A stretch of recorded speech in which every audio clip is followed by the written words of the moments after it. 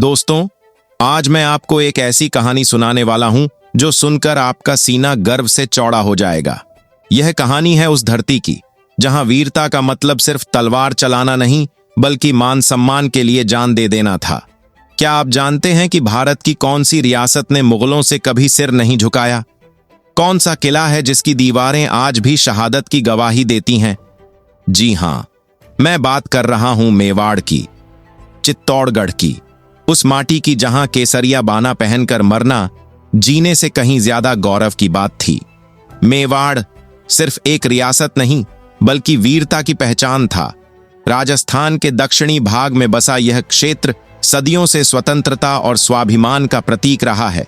यहाँ के राजा सिर्फ राजा नहीं थे, वे थे धर्म रक्षक। यहाँ की रानियां सिर्फ रानी नहीं थीं, वे थीं वीरता की मिसाल। लेकिन दोस्तों, मेवाड़ की असली ताकत थी चित्तौड़गढ़ का किला।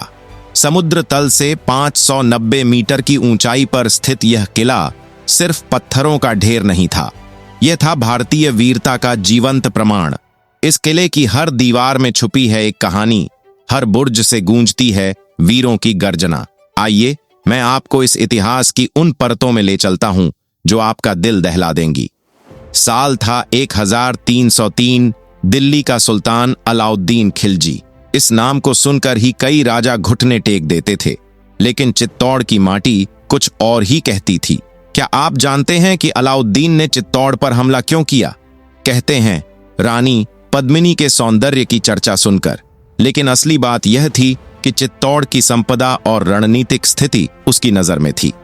राजा रत्न सिंह एक वीर योद्धा, एक आदर्श पति, एक न्यायप्रिय राजा। जब खिलजी की फौजें चित्तौड़ के नीचे डेरा डाली तो रत्न सिंह ने क्या किया? क्या सिर झुकाया? क्या संधि की गुहार लगाई? नहीं, मेवाड़ी राजपूत का सिर कभी झुकता नहीं है। युद्ध हुआ, वीरों ने केसरिया बाना पहना और रानी पद्मिनी ने। यहां आकर कहानी और भी दुखदाई हो जाती है। जब पराजय निश्चित लगी तो रानी पद्मिनी ने अन्य रानियों और महिलाओं के साथ जौहर की अग्नि में स्वयं को समर्पित कर दिया। यह था चित्तौड़ का पहला जौहर, लेकिन अंतिम नहीं। समय बदला, चित्तौड़ फिर खड़ा हुआ। 15वीं सदी में आया एक ऐसा योद्धा जिसने मेवाड़ को नई ऊंचाइयों पर पहुंचाया, महाराणा कुंभा। यह वही कुंभा था जिसने 84 किलों पर विजय पाई, वही कुंभा जिसने चित्तौड़ में विजय स्तंभ बनवाया। 37 मीटर ऊंचा यह स्तंभ आज भी गर्व से खड़ा है। लेकिन कुंभा सिर्फ योद्धा नहीं था, वह कला प्रेमी था, संगीत प्रेमी था। उसने मेवाड़ को न सिर्फ सैन्य शक्ति में बल्कि कला और संस्कृति में भी समृद्ध बनाया। 36 साल राज करने के बाद जब कुंभा की हत्या हुई तो पूरे मेवाड़ में शोक की लहर दौड़ गई, लेकिन उसकी विरासत वह आने वाली पीढ़ियों के लिए प्रेरणा बन गई। 1535 बहादुर शाह गुजराती की विशाल सेना चित्तौड़ के नीचे। इस बार राणा विक्रमादित्य का शासन था, लेकिन असली वीरता दिखाई रानी कर्णावती ने।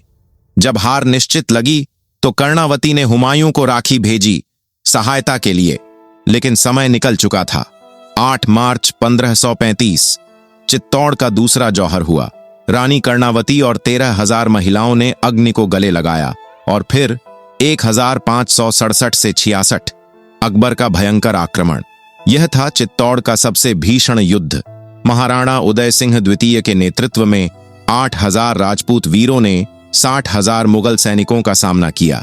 जयमल और पत्ता, 2 वीर योद्धा जिन्होंने अकबर की नींद उड़ा दी। जब जयमल घायल हुए तो पत्ता ने उन्हें कंधे पर बिठाकर लड़ाई जारी रखी।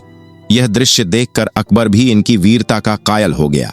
23 फरवरी 1568 तीसरा और अंतिम जौहर। रानी फूल कंवर के नेतृत्व में फिर हजारों महिलाओं ने जौहर की अग्नि में अपने सतीत्व की रक्षा की। 3 जौहर, 3 बार चित्तौड़ की माटी खून से लाल हुई, लेकिन हर बार मेवाड़ी वीरता अमर हो गई। चित्तौड़ भले ही छूट गया हो, लेकिन मेवाड़ी आत्मा नहीं मरी।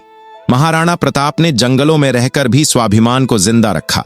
यह वही प्रताप था जिसने कहा था, मैं मुगलों की अधीनता कभी स्वीकार नहीं करूंगा। हल्दी घाटी के युद्ध में भले ही परिस्थितियां प्रतिकूल रही हों, लेकिन मेवाड़ी स्वाभिमान का झंडा कभी नहीं झुका।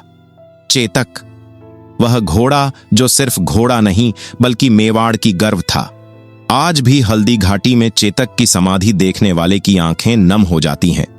दोस्तों, आज जब हम इस आधुनिक दुनिया में जी रहे हैं तो कभी कभी लगता है कि वे दिन, वह वीरता, वह आत्मसम्मान सब इतिहास के पन्नों में दब गए। लेकिन नहीं, चित्तौड़गढ़ का किला आज भी खड़ा है। विजय स्तंभ आज भी आसमान को छू रहा है। रानी पद्मिनी का महल आज भी गर्व से खड़ा है। यह किला हमें सिखाता है कि जीवन में कुछ चीजें जिंदगी से भी कीमती होती हैं। सम्मान, स्वाभिमान और अपनी मातृभूमि की गरिमा। अगर यह कहानी आपके दिल को छू गई है तो कमेंट्स में बताइए कि मेवाड़ की कौन सी बात आपको सबसे ज्यादा प्रेरणा देती है। और हां, अगर आप भी मानते हैं कि हमारा इतिहास हमारा गर्व है तो इस वीडियो को आगे शेयर करिए। जय मेवाड़, जय राजपुताना, हर हर महादेव।